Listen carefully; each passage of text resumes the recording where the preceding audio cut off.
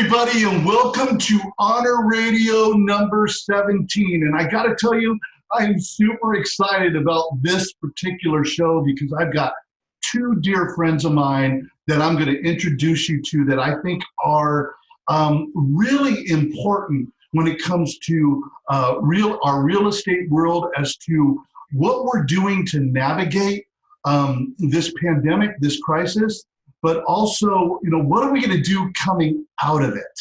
And I've invited some really good friends in here that I've known for 20 years. I want to introduce you to Daryl Rogers.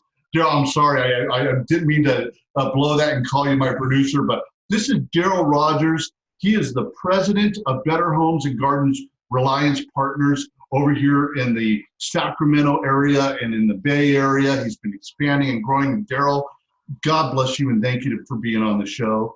And Faith Palmer. Faith, when I started in the real estate business 20 years ago, this is one of the first people I met. And I can tell you right now that she's a dear friend. She taught me a lot.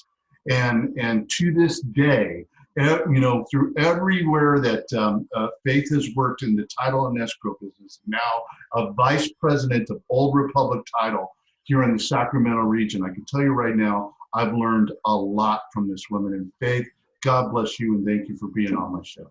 Thank you, Mark. I appreciate it. So Daryl, let's start with you, my friend.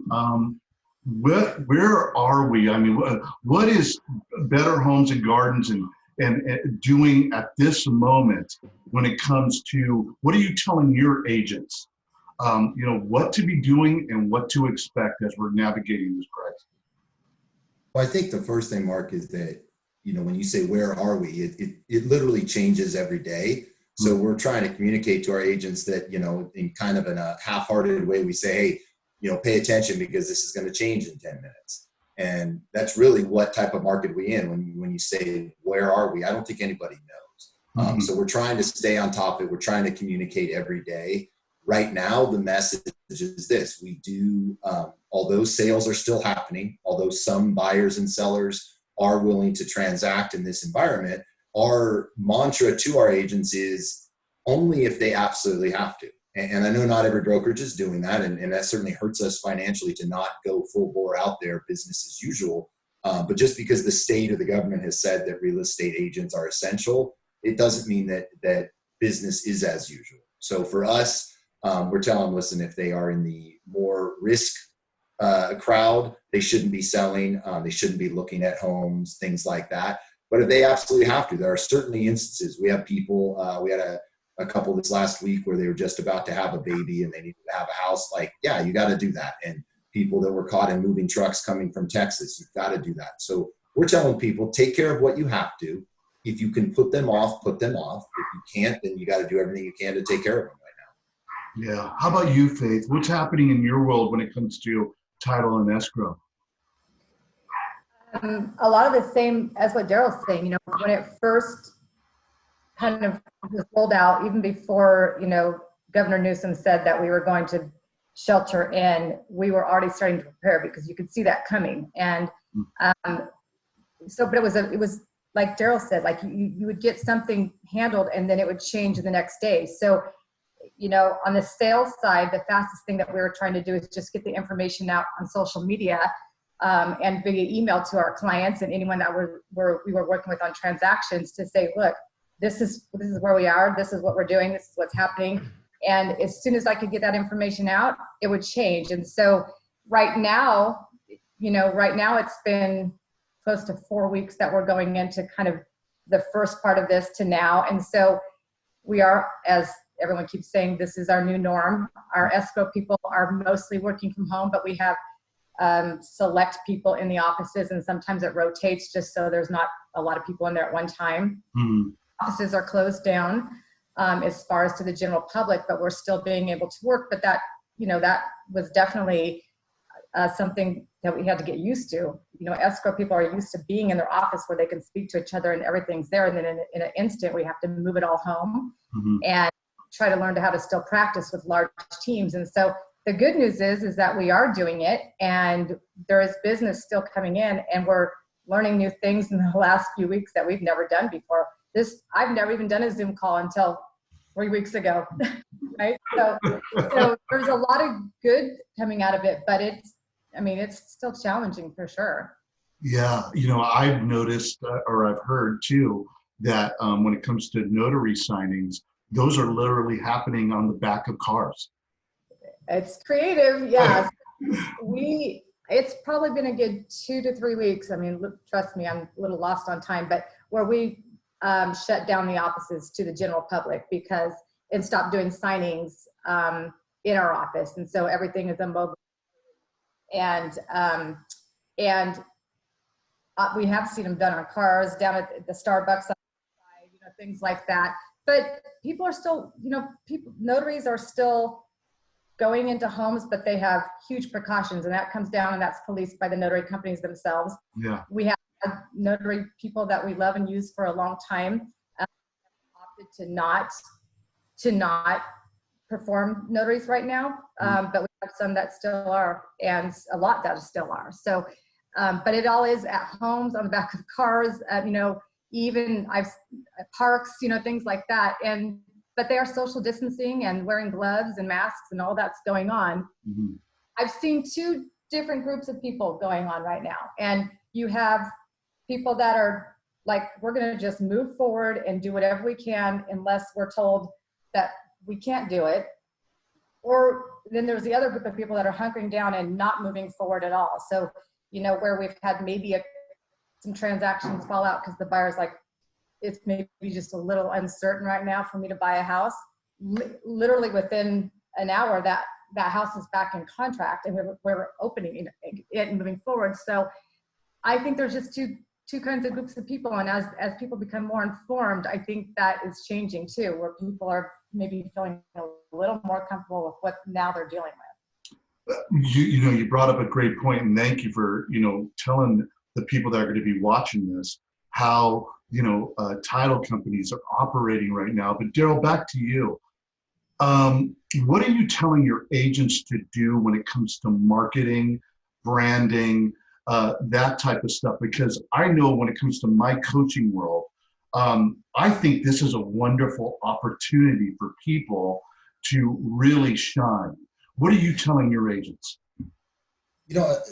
A lot of, when it comes to marketing, a lot of it is business as usual, other than try to get your stuff in a row, get your ducks in a row now, because like I've said before, I do believe that once the shelter is lifted, things will take off again. Mm-hmm. And what we don't want to do is have people, have our marketing department, our 3D, photographer totally overwhelmed with, 27 requests on the first day. So it's, hey, let's get your stuff in order right now. The stuff that that's going to go on the market, get them ready right now, number one, and get all that marketing in place. Mm-hmm. As far as how do we market, I think, the only thing we've changed is you've got to be sensitive. And I think not everybody is aware of this right now, especially with social media. And it's not to knock anybody. I realize they're proud that they've done sales, but, to be posting, 5 deals last week or this while other people are losing their jobs can be a little insensitive. Mm-hmm. So I think we have to curtail exactly how we're marketing and think before we post, think before we send something out that basically is, sensitive to what people are going through right now. While at the same time, letting them know we're still here. If you need to buy or sell, we're still helping people with certain limitations to that. Mm-hmm. And we're supposed to be a real estate consultant, not just not a salesperson. So I think really dropping all sales stuff. It's something that our company's been very strong in for, since we first started over 10 years ago, which is, we're not a big scripts and dialogues company. I kind of bristle at the thought of scripts. Mm-hmm. If you have to come up with a script right now, you're not really being authentic. Mm-hmm. If you're truly real and authentic, you're reaching out to your people and you're asking them what you can do and what help they need because it's authentic and you really want to help them. And if you're turning it into a script, you're trying to figure out a way to sell their home when maybe that's not what they need right now. Amen, brother. I've been telling the people that I've been coaching, the loan officers and the agents, man, this is a great time to get on your phone and touch base with your database, to touch base with your clients, right? And just ask them from the heart, how you doing? How's your family doing? Is there anything I could do to help you? Is there anything that you're, that you need? That type of stuff. That's authentic. That's good stuff. And that's just being a caring human being. Would you agree, Faith? I mean, that's stuff that we need to be doing right now, right? And it's just, I think that type of heart stuff, people understand, Your thoughts on that, Faith? I agree. And, I have agents that I work with and lenders that we talk a lot about what's going on right now. And I they're like, what do we do for marketing? Should we keep marketing? And I'm with Daryl, like, just be authentic. Like, look inside yourself. What are you going through as a person or a family or a professional right now? And take that experience and go share it with somebody else, or, ask them how they're doing, because you guys are, here's the thing. Every person, no matter what status you are in, or if you have a job or if you don't, if you are, a stay-at-home mom, if you're a teacher, no matter what you do right now, we are all in the same boat. We are all on the same playing field, is a part of something that has never happened before. So you can talk to people about that. Just be human and check in on people. Mm-hmm. And I think that works itself out in the long run. Yeah. 3-5, get up! 3-5, get up! 3-5, get up! Yay, Faith, you got to get some. I love it. I love it. Guys, we don't know how much longer this is going to last. Hopefully we're going to be able to reopen business and get back into things and get back going again. I love what Daryl had to say in regards to, hey, now it's business as usual, even though it's a little different, right? And we're doing things like this to talk and communicate and to get the word out. But man, would you agree, if you're not embracing technology right now, if you're not doing stuff like this, do you see yourself kind of missing the boat at this time? How do you feel about that, Dee? I don't think, I certainly don't think we're missing the boat. I think everybody's, like Faye said, we're learning things like, like Zoom, and some of us had done some of this before, but not nearly to the level that we're currently doing it at. I think some people were missing the boat in terms of how much they could have done technology-wise to save time, energy, and even money in certain places. But I think the great thing about this that I've got is that, there in the real estate industry, there was such a push that technology is going to be this game changer. And believe me, it has with paperless documents and the ability to do certain signings and do certain things virtually. But if anything, what this has done is proved our point that we're not going away. Because I haven't met anybody that is happy staying at home or doing their meetings on Zoom. Nobody. If they are, they're lying to you. So we all want to get back to being able to hug each other, give handshakes, say how you doing. Agents, even people are like, oh no, I know 6 people this week that bought a home based on a virtual tour. Well, you know what a virtual tour, we're doing them. We love them. 3D is great. You know what they don't do? They can't tell you what a home smells like. So tell me about that one, right? The fact of the matter is people are not. Yes, there's going to be a small segment of society that will buy stuff sight unseen. But what this has proven is that technology can help us, but it's never, ever going to replace that human touch. And we all need it. We thrive on it. We want it even more. Amen, brother. Hey, where's my get some, Rick? Come on. 3-5, get up! 3-5, get up! 3-5. Oh, buddy. So now all of a sudden you're going to dictate the get sums? I get it. 3-5. Oh, man. My wife and I went for a walk yesterday.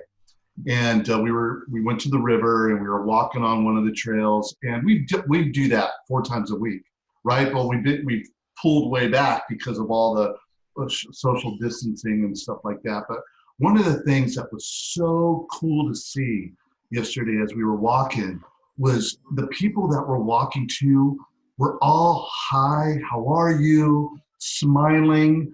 There just seemed to be people that you would normally pass before and there would be like a nod or not even a look. Now it was more, hi, how are you? How you doing? Hope you're having a great day. I saw families out on the sides of the banks of the river that were playing, and it was just packed. there were families there, and you could see parents doing teaching moments with their kids. I really think this is going to be a reset for our nation, for our community, and we're going to be better from it. I really do. How do you feel about that, Faith? Do you feel the same way? Because I feel that. I do. I think if there's a silver lining in this chaos at all, it's that, families are spending way more time together just because they don't have all these outside influences pulling them in the directions that they normally do. Not that they're bad influences, they're part of life. But right now we don't have that choice. So we're all spending time together. And we've sat around my table and played cards. I can't tell the last time we played cards, and night after night. Now it's like this competition going on in my house, right? So I definitely do. And when I'm talking to my sales team, we did a meeting yesterday. I feel like I'm more attached to them now and interacting with my sales team more than I've ever been. And because people are I think they're just really needing that human interaction, and I think we're spoiled. I think we're so used to it that we are taking it for granted. And now there's an appreciation for that human spirit that our nation does have, and we have to come together. You think 9/11, you think the recession, we always come together, no matter how different we are politically or religious beliefs or whatever it is. During this time, this is when we come together, and people, I think, are just really, really starved for that. And I think that's why you're seeing smiles and hellos when you see people, because like, man, we haven't seen anyone in a long time besides our family. I think it will be one of the blessings that comes out of this situation. How do you feel about that too, Daryl? Do you agree? Oh yeah, absolutely. And I think, we always have resets, right? Things, like Faith was saying, 9/11 was definitely a time, but there's always seems to be something that sort of shakes us to our core and brings us back to the values and makes us remember what we're here for. And I think with this interaction part, what's happened is I know I personally am guilty of it, is just walking into an office and saying, hey, what's up, to your manager, your front desk person, or whatever. That sort of passed as an interaction because you took it for granted and you were used to it. And now you don't have that. So to have an interaction, you have to make the concerted effort to pick up your phone or get on Zoom and say, okay, I'm calling so-and-so to talk to them right now and ask them something, because I don't have just those little 3 or 2 minute, one-offs as I'm walking into offices here and there. So it's definitely something that has to be more proactive. And then, like I said, family is, I think there's a good, I don't want to say there's a bad, but there's I think we're all adjusting, right? My wife and I have just gotten used to the empty nest, and now everybody's back. And but we were having fun. My son doesn't have weights, and he's trying to work out for college football.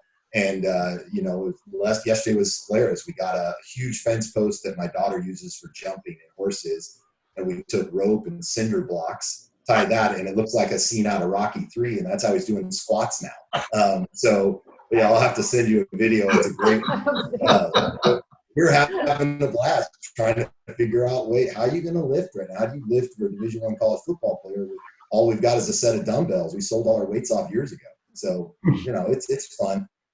It's definitely changed us, and I think in the long run, it's going to change us for the better. I really do, guys. I can't thank you enough for being on this. We started this podcast to help us promote our football event and to reach the athletes that we touch and the communities that we impact.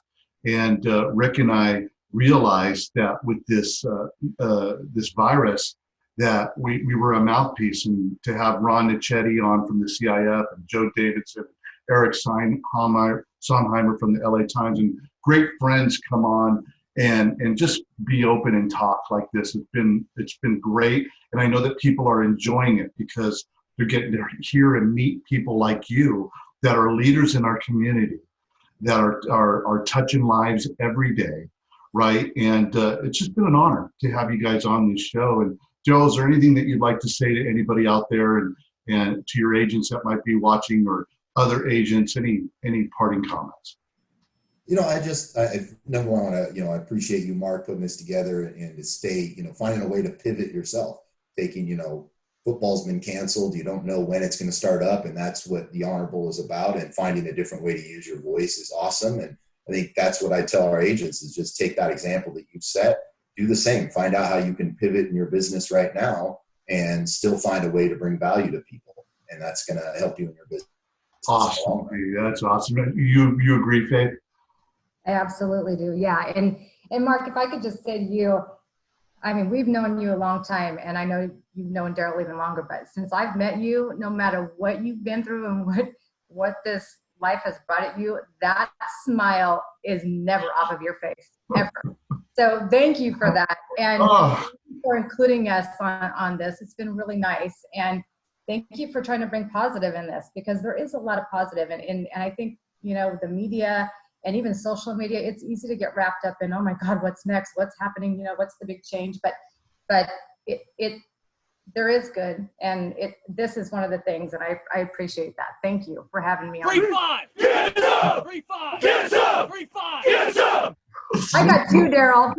Yeah, I know. So Rick someone's is just keeping kissing score. up to you, isn't he? Yeah. God bless you guys. God bless you guys. Good luck with your businesses. You know, please share this with your friends and family. We are going to come out of this. We are going to be better. America's going to be better. Our families, all of us. It's going to be a great thing for us. And I appreciate you both. God bless you, and thank you for being my friends. God bless Guys, you. take care, Bye, Faith. guys. All right, guys. This is Yeah. Honor Radio. We're signing off. Our next guest is going to be Kevin Bracey. And if anybody knows Kevin Bracey, you guys are going to be inspired by Kevin. So we're super excited about having him on Honor Radio 18. God bless, and we'll talk to you guys later. Bye.